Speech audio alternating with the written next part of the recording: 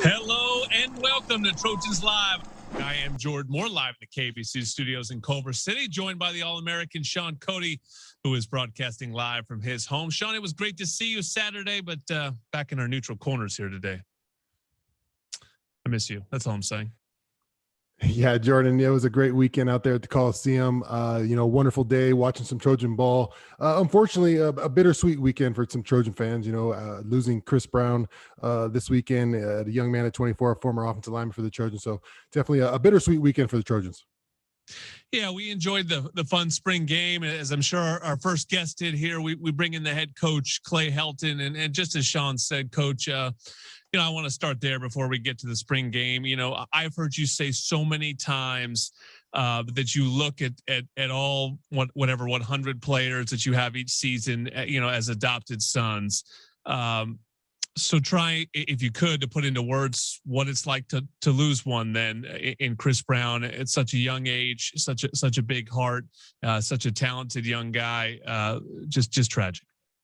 Yeah, it's been a really hard couple of days. I appreciate both of you acknowledging what was a really special soul and person and really a life of a team. There's certain guys in your life that are just a light. And that's what Chris was to our team. He was a heart and soul and brought joy every day to a lot of guys. And I've had the opportunity to visit with his dad and wish the Brown family all our thoughts and all our prayers. I've had a chance to talk with several of his teammates because it hit really hard. I mean, this is really the second one in the year for that team with Max Turk and now Chris Brown. So two really special people, and it does. It's one of those that they'll always be in our hearts. They're always Trojans, and it hurt our Trojan family. It really did, and I appreciate both of you acknowledging what was a really special person, special player, and a special Trojan. Yeah, Coach, just a tragic event, and like I said, our sympathies go out to their family. Coach, let's to the game on Saturday. What did you take away from that spring game that you loved? I mean, obviously, you got to see the fans out there again from the Coliseum. Great weather day, and the Trojans got to put it on display. What were your takeaways from the day? Yeah, it was a great experience for our football team, especially a bunch of young guys, Sean. Seriously, if you go back and think about it, these guys didn't get this opportunity last year for a spring training. They got an abbreviated fall camp, an abbreviated season. So I think about the Cortland Fords and the Jonah Monheims and the Casey Colliers and that class. That really, this is an unbelievable amount of development for them, along with 14 newcomers. So to be in the Coliseum on a glorious day and to have fans in the stands, their families in the stands, to be able to be in that environment and have successes and have failures and learn from them and be able to get 100 plays in a game-like atmosphere for everybody on the team to play and they have that experience. I mean, you really it's something that's hard to replicate and to be able to do that really advanced our football team, especially our young kids. Yeah, you mentioned the young guys that didn't have a spring last year. Todd Orlando didn't have a spring, barely had a camp to install his defense. And I thought what we saw on Saturday was a ball hawking D. I mean, I guess that's always the positive side. I mean, these things are so difficult, right? Because, if you see an interception, you go, oh, the defense is all over the ball. And it's like, oh, well, there's also the quarterback that's on your team too. So these things go together, but staying on the positive side, at least for now, that defense was flying around, forced a lot of turnovers. I think we've talked a bunch as we preview the team that there are some guys to replace back there, but it also looks like there are some guys that are already waiting in the wings. Yeah, definitely. And you mentioned it, Jordan. I think it's a great observation about T.O. getting the opportunity to kind of instill his mentality and his trademark on the defense. Really, you come into the fall and you're just trying to get scheme in and you're trying to prepare for a season. And this 8-week strength and conditioning program that where our coaches were at every workout right alongside with our kids and now going through the spring ball, that edginess of our defensive staff and T.O.'s mentality has really rubbed off on that defense. And you can see see him playing fast. He always talks run and hit, run and hit, run and hit. Well, they're running and hitting, and they're creating turnovers too. And we saw that last season. I mean, if you break it down per game, I think they were like 2.6 turnovers a game, which led the country as far as the average number of turnovers per game, getting 16 in the 6 games that we were there. So they really are a violent bunch, playing really fast and creating unforced errors. And we saw that Saturday, which is a great sign. Now, on the other side, it's great to learn from for some young quarterbacks, and even fooled Keaton one time in a coverage. And so, but what a great opportunity for Miller Moss and a Jackson Dart to really grow, and they won't see anything harder than what T.O. breaks, for pressures coming from everywhere, and being able to do that. And it was neat. It was neat to have T.O. be a head coach, Graham be a head coach, split the staffs, and let Craig Niver and Dante call a game. It was a really neat day for our coaching staff and our players. Coach, you mentioned Keaton on that one. You see the quarterback comes out and you throw an interception early, and then you kind of settle into the game. It seemed like Keaton got a hold of it. What was your take from your quarterback? Obviously, some highs and lows in there, and how's he doing this spring? Yeah, he's really having a good spring. He's back healthy and making some great decisions throughout camp. Obviously, he's always had the accuracy. You saw that evident again on Saturday, hooking up with Drake. I think 7 catches for 140 yards, and he's always had great deep ball accuracy, giving our guys opportunities to make plays down the field. So I like where he is right now, going into his 3rd year. What I really appreciate about him, Sean, is he's not staying comfortable or like I've made it. He's really he knows that the quarterback's job is to win a championship, and he's got a chip on his shoulder after losing that Pac-12 title game, as we all do. And he's leading the charge in the way he works, the way he's brought everybody together, the way he practices, his just consistent blue-collar mentality, is really doing a nice job for us.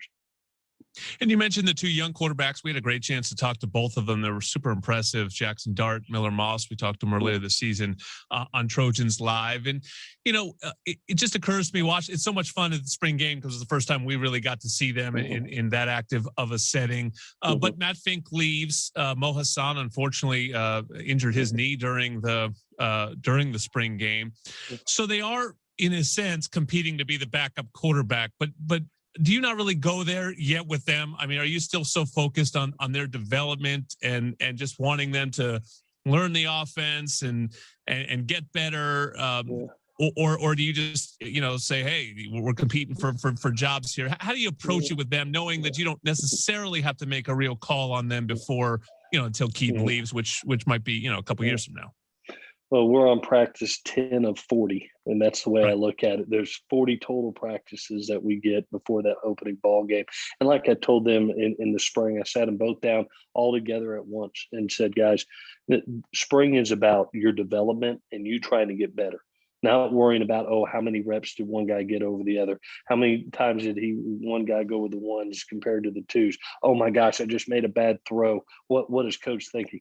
Your job is to focus on the moment, and the moment is getting better each and every play, each and every practice, each and every training camp. And so we're in practice number 10 tomorrow, and those kids have grown so much. One, they realize the speed of the game changes between high school and college. Drake Jackson coming off the edge is a lot different than maybe some of the high school players you go against. Chris Steele being in the hip pocket where a window is just a couple inches and you got to fit a ball in. Those are unbelievable learning experiences. And I'm so glad that both of them are here, not only get this spring training camp, but to get the fall training camp also, and really grow, because as we've seen, I mean, you could be, as in Keaton's case, you could be one play away and have to be thrust in that position to go lead a team to a championship. Coach, we all know that, you're going to get the ball. There's no surprises when you talk about a Drake London, making some big plays, a Drake Jackson making some plays, Vi Malapei, what he's going to do. Those guys, they're not going to bring much surprise to you this spring. Are there any names that really have popped out this spring, or maybe even just during the spring game that kind of popped on film and say, hey, wait a second, this guy's, starting to put it together?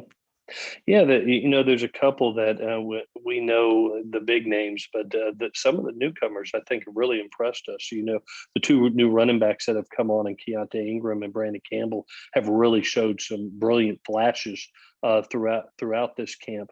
And then I think about at the wide receiver position, you got to see it Saturday, a guy that's kind of got that Amon-Ra kind of characteristic of just out physicaling guys and coming up with spectacular plays. In Michael Jackson, he made 3 dynamic plays in that game that was very untypical for a true freshman in his first camp. Looked like a vet out there. Defensively, I've been very impressed with the 2 young interior defensive linemen, Jay Toya and Jamar Shakona, not only through the winter strength and conditioning program, but what they actually have done in camp. And I thought Jay played extremely well on Saturday. And then you got some guys in the back end that are really stepping forward. We moved Josh Jackson over from wide out to corner, made an investment there, and he's really doing some nice things. You saw an interception by him in the spring game, and some young safeties that Craig Niver is developing with Xavier Alford and Anthony Beavers, who had an unbelievable, played really well on Saturday. Zamarian Gordon and those guys, Kalen Bullock, who's been safety corner. So we've got some newcomers that really are going to need to help us next year and contribute, and they're stepping forward right now. So it's great to see. Last one, Coach. As you mentioned, typically we think of the spring game as the culmination of spring practice, but it was almost basically the halfway point for you. So what do you want to accomplish over the next couple of weeks? What are your goals? Yeah, we've got 6 practices left, and we diagnosed a couple things that we felt like we needed to get better to be able to not only get to the Pac-12 championship, but win the Pac-12 championship, get to the playoff in the national championship. And for us, 2 primary things, just offensively, defensively, and special teams wise. Offensively, it was to establish short yardage and goal line to be more effective in those areas as we diagnosed it. Not to focus as much on tempo, but be able to create schemes that are harder on defense, be able to do a little bit of new wrinkles. We didn't show that on Saturday. I'm not going to put that out there until the season, but working on that defensively. A big goal for us is to our third down efficiency. We were in the 50s last year. We'd love to get that, to be a top 10 third down efficiency defense, get off the field, get our offense back more opportunities. A 33 to 35 point offense last year, more opportunities. Now you're looking at 40 points plus. And then special teams wise, Coach Snyder really didn't get the opportunity to work true fundamentals and technique. He was one of the best efficiency special teams units in the country last year. And now we get the opportunity to truly work fundamentals and technique. And, with the loss of Amon-Ra St. Brown, Tyler Vaughns, and Elijah Grifford, those were 3 returners. So we're diagnosing some returners right now that have that capability. And that's going to be a big thing for us in the last 6 practices here. So hope that answered your question.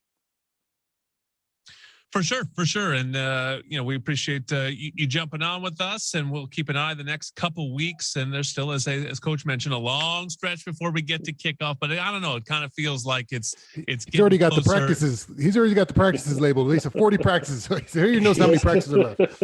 He's got them knocked down one at a time. And we're just, it's that slow countdown to kickoff. But it just, I don't know. It just felt great being in the Coliseum on a sunny Saturday and having people there. And it just kind of felt, the last season was great that we got something out of it, but it just felt like a new day on Saturday and a new season coming up this fall. And we're looking forward to Coach Helton on the show all fall and having him take us through it. So we appreciate you, Coach.